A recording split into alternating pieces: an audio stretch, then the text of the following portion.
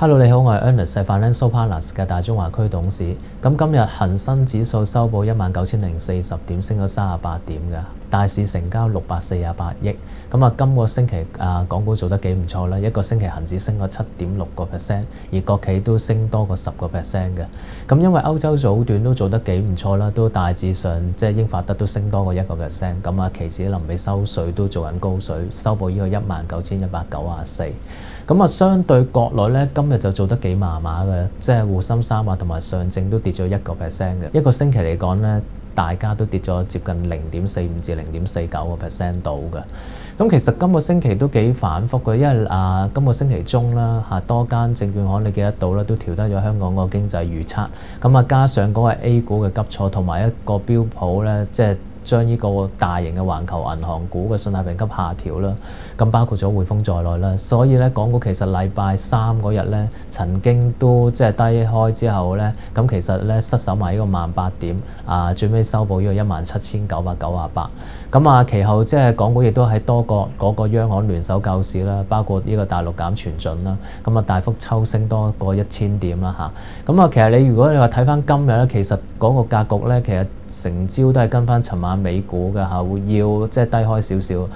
跟住喺呢個窄幅嗰個橫行波幅唔係好大，咁啊不過臨尾都做咗一個先低而後高嘅，尤其是你記得到金融股都做得幾唔錯，無論匯豐或者譬如被標普上調評級去到呢個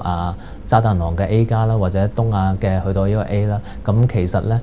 連一個中國銀行都做得好唔錯嘅，成為今日即係表現咗個藍籌股。咁啊，中國銀行亦都升咗4.5%，收報呢個2個7毫8，表現比呢個建行工行好好多添嘅嚇。咁啊，下個星期點走咧？咁我相信最重要，我諗睇翻就係話，其實外圍咧短期都好似形成緊一個咧，即係有少少上升反彈嘅格局㗎嚇。不過香港始終今個禮拜尾咧，呢2日都係即係升得幾唔錯啦。咁我相信嚟講咧，下個星期我諗有少少即係鞏固翻嘅需要。咁尤其是睇翻國內嗰邊表現啦，因為其實你話今個星期嚟講咧，外圍做得咁唔錯咧，而國內嗰邊嚟講仍然成個星期都係要跌嘅咧。咁即係希望滬深300指數啦下個星期除咗要守穩呢個2500咧，其實盡快應該喺下個星期咧上翻呢個2600樓上嘅。咁希望即係今個年底我目標都唔錯啦嚇。咁